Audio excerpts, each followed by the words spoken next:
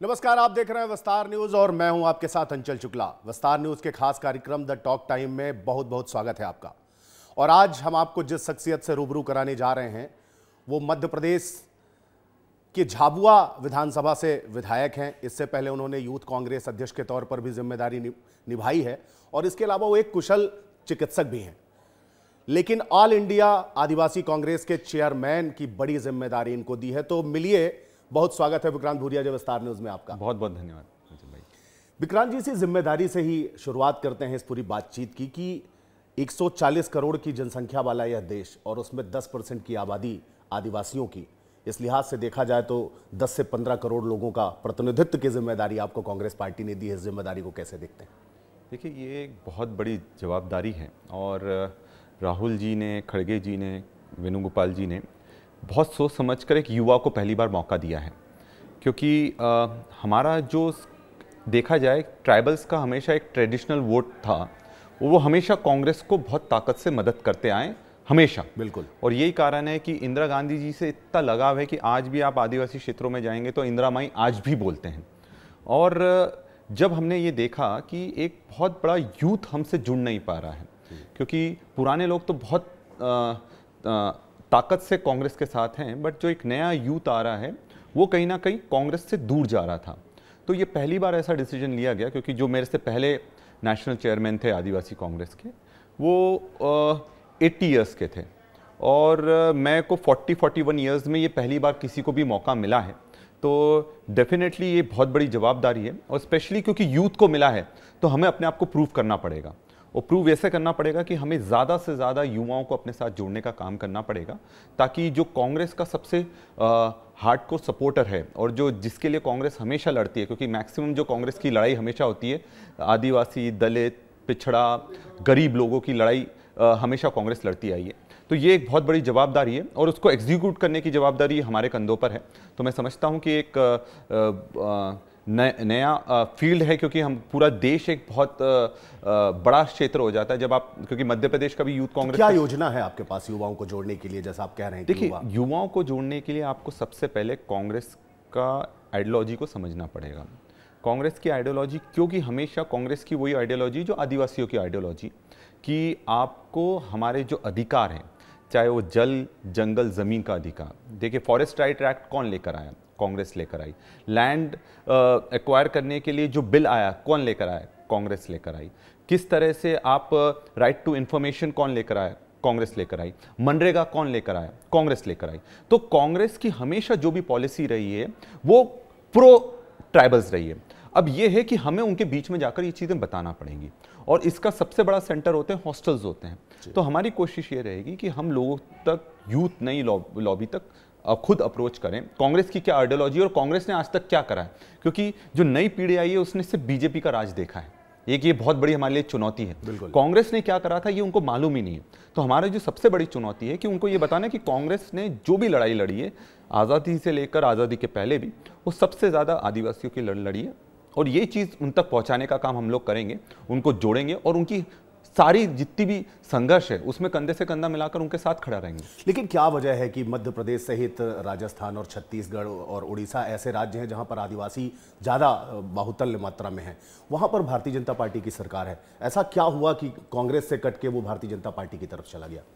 देखिए, इसमें दो चीज़ें हैं कि जिस तरह से बीजेपी ने एक एजेंडा तैयार करा, चाहे वो आप ये बोल रहे हैं कि लाभार्थी योजना, जो चाहे जिसमें लाडली बहना योजना आ गई, बाकी योजनाएं आ गई, ये एक बहुत बड़ा डेंट करा है। क्योंकि आपको तत्काल लाभ तो मिल रहा है पर इससे आपके बच्चों को रोजगार नहीं मिल पा रहा है, आप अपने पैर पर खड़े नहीं हो पा रहे हो। और साथ में ये भी बहुत बड़ी चुनौती है कि आपकी जो सुरक्षा, शिक्षा और स्वास्थ्य की सबसे बड़ी जवाबदारी गवर्नमेंट की होती है, वो कहाँ है? आज देखिए, सबसे पिछड़े स्कूल कौन से क्षेत्र में होते हैं? आदिवासी क्षेत्र में होते हैं। सबसे पिछड़े अस्पताल किस क्षेत्र में होते हैं? जहां डॉक्टर भी नहीं होते, आदिवासी क्षेत्र में होते हैं। सबसे ज्यादा आदिवासियों पर अत्याचार कहां हो रहा है?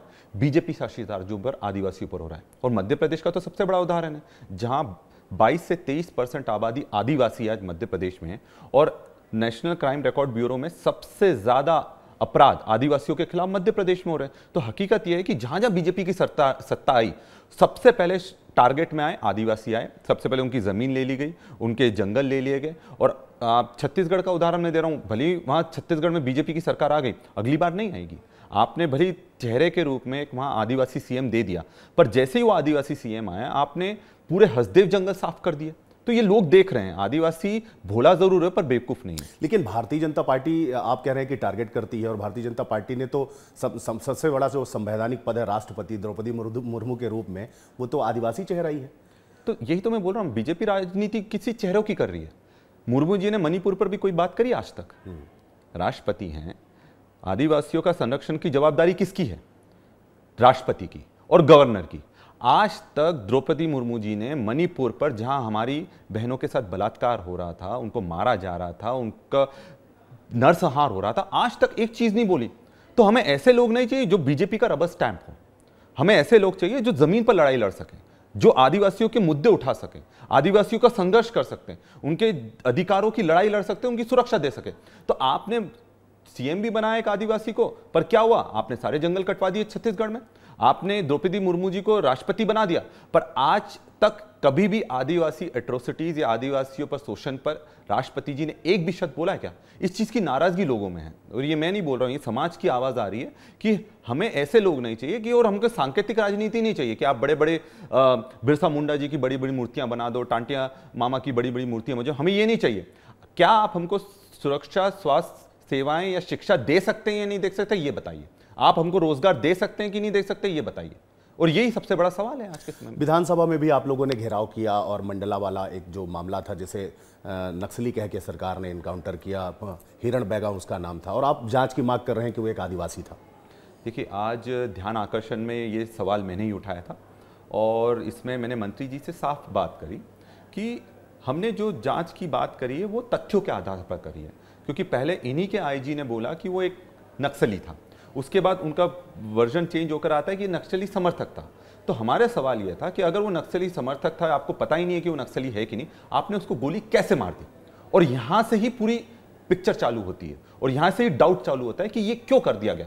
तो बात यह है कि आप जब ये भी नहीं देख रहे हैं कि किसको मार रहे हैं, तो क्या आदिवासियों की जान इतनी सस्ती है कि हमारे देश में या मध्य प्रदेश में?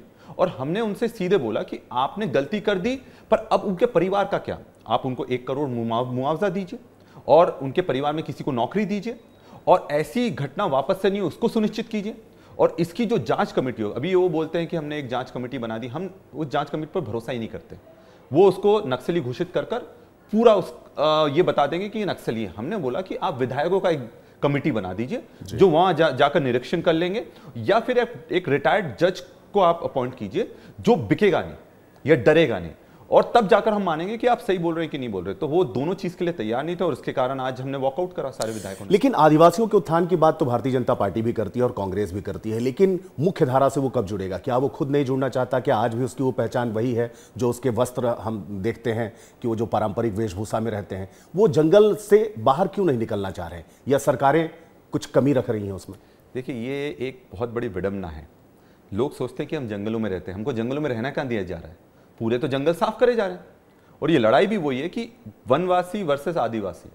हम कहते हैं कि हम आदिवासी हैं, मतलब आदिकाल से यहाँ रहते हुए हैं, और इस देश के मूल निवासी, मतलब ये जल जंगल जमीन ये पूरा देश हमारा है, बाकी लोग बाद में आए। और बीजेपी क्या कहती है? वनवासी हो आप, कि जंगलों में रहते हैं। आज मैं डॉक्टर हूँ, सर्जन हूँ, एक आदिवासी हूँ ना, तो आज हमारे आदिवासी पढ़ लिख कर डॉक्टर भी बन रहे हैं, सर्जन भी बन रहे हैं, राजनेता भी बन रहे हैं, कलेक्टर भी बन रहे हैं, सब बड़े पदों पर जा रहे हैं। पर ये विचारधारा क्या है कि आदिवासी मतलब जो जंगल में रहता है, पर जंगल में हमको रहने का अधिकार खत्म कर दिया गया। धर्म की भी बड़ी राजनीति हो रही है, तो आखिर ये किस धर्म के हैं? देखिए, सबसे ये बहुत अच्छा आपने सवाल करा। आदिवासी पहले आया कि धर्म पहले आया? आदिवासी की उत्पत्ति 12,000 साल पहले हुई है। धर्म की उत्पत्ति कब हुई है? 5,000 साल पहले। वैदिक काल कब आया? 3,000 साल पहले।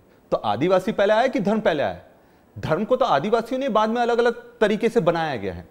तो आप आदिवासियों को अगर धर्म के आधार पर बांट रहे हैं तो आप गलत कर रहे हैं। तो आज का आदिवासी किस धर्म को मान रहा है? आदिवासी हम प्रकृति पूजक हैं, हम सरना धर्म मानते हैं, और हम ये भी नहीं रोकते कोई अगर अलग अलग धर्म अपना रहा है, हमें उससे कोई आपत्ति नहीं, पर अपनी जो जड़ें हैं उनको मत छोड़ो।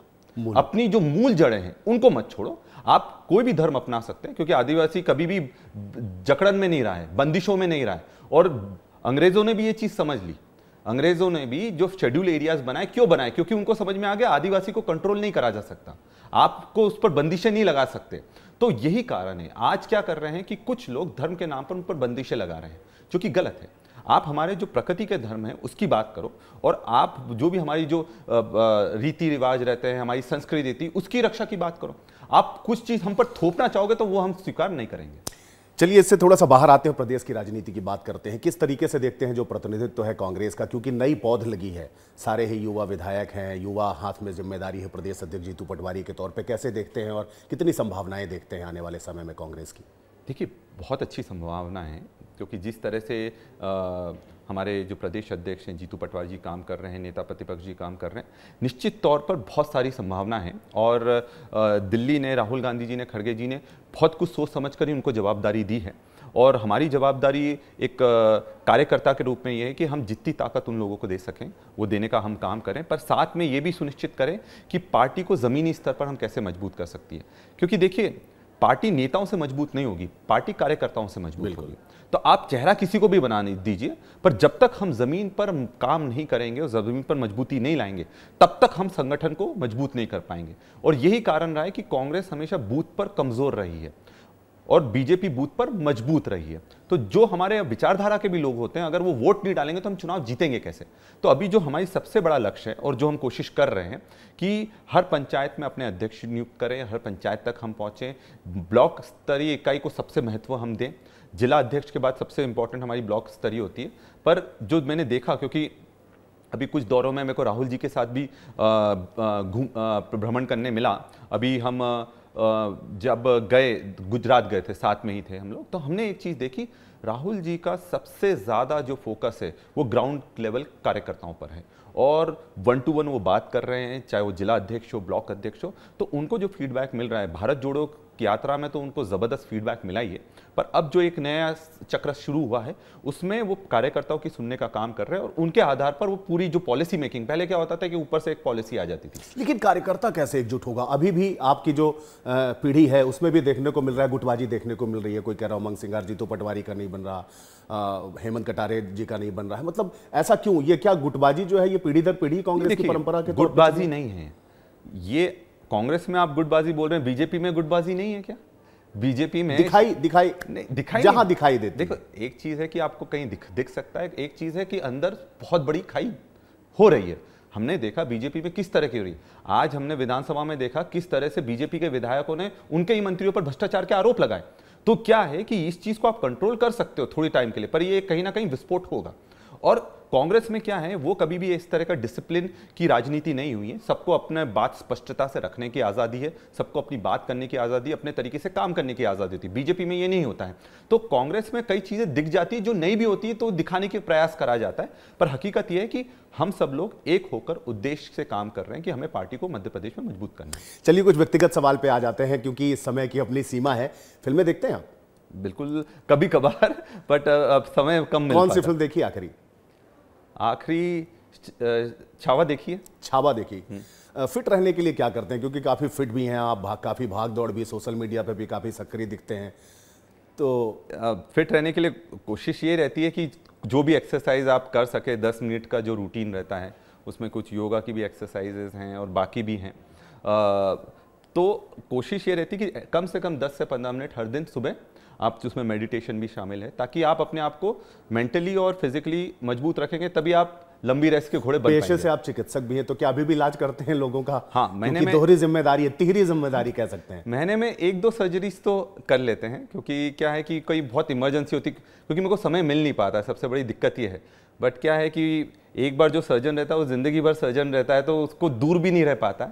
तो कोशिश ये रहती है कि जो अंदर का सर्जन है वो मरे नहीं, उसको और थोड़ा थोड़ा जगा कर रखें। तो ये सर्जरी अब करेंगे आप, आदिवासी युवाओं को जोड़ने के लिए सर्जरी आप शुरू करने वाले हैं, बड़ी जिम्मेदारी भी मिली है। हाँ, ये सर्जरी युवाओं की नहीं, ये सर्जरी बीजेपी की करने के लिए मैं अभी आया हूँ। तो कोशिश यही है कि जो जिस तरह का दुष्प्रचार और जिस तरह से जो शोषण भारतीय जनता पार्टी के माध्यम से चल रहा है, उसको खत्म करने का हमारा एक प्रयास है। पर हाँ, युवाओं को ताकत देना, उनमें नए लीडरशिप ढूंढना, उनको नए लीडर्स तैयार करना, वो हमारा सबसे मुख्य उद्देश्य है। मध्य प्रदेश की राजनीति का, चाहे वो भारतीय जनता पार्टी कह लें चाहे कांग्रेस कह लें, कोई उस दल का कौन सा ऐसा नेता है जिससे आप सबसे अधिक प्रभावित हैं? देखिए, मैंने राजनीति में एक चीज़ सीखा है, और मैंने पिताजी से भी राजनीति में बहुत कुछ सीखा है, और पहली बार तो उन्हीं से सीखा है। और मैंने उनका जो संघर्ष देखा है ज़िंदगी में, जो क्लीन पॉलिटिक्स होती है बिना तिकड़मबाज की, वो मैंने उनसे सीखी है। मेहनत खूब करो, क्योंकि हमारे परिवार में भी कोई राजनीति में उससे पहले नहीं था। उन्होंने शुरुआत करी, और उन्होंने ये भी कोशिश करी कि कभी भी हम पर ये नहीं थोपा कि हमको राजनीति में जाना है कि नहीं जाना है। मेरा भाई खुद पुलिस में है, मैं खुद डॉक्टर बना, सर्जन बना, तो ये चीज़ तो आप समझ गए होंगे कि हमारे पढ़ाई का बहुत ज़्यादा फोकस रहा है। तो निश्चित तौर पर एक रोल मॉडल की तरह मैं पिताजी को देखता हूँ, और काफ़ी कुछ उनसे सीखने, बीच बीच में सीखता रहता हूँ मैं। बहुत धन्यवाद विक्रांत जी, विस्तार न्यूज से बात करने के लिए, विस्तार न्यूज को अपना कीमती वक्त देने के लिए। तो ये थे विक्रांत भूरिया, झाबुआ से विधायक हैं कांग्रेस के, और इसके अलावा चिकित्सक हैं। उस लिहाज से अभी ये सर्जरी करने में लगे हुए हैं, बड़ी जिम्मेदारी भी कांग्रेस पार्टी ने इन्हें दी है। और इसके बाद कांग्रेस के खेमे से ये भारतीय जनता पार्टी में जाके सर्जरी करेंगे, ऐसा इनका कहना है। और कांग्रेस बहुत जल्द युवाओं को अपनी तरफ आकर्षित करेगी, और कांग्रेस की जो मंशा है वो लोगों तक पहुंचाने का काम भी कांग्रेस पार्टी कर रही है। अगली बार किसी और शख्सियत के साथ आपको कराएंगे रूबरू। तब तक मुझे यानी अंचल शुक्ला को दीजिए इजाजत। नमस्कार।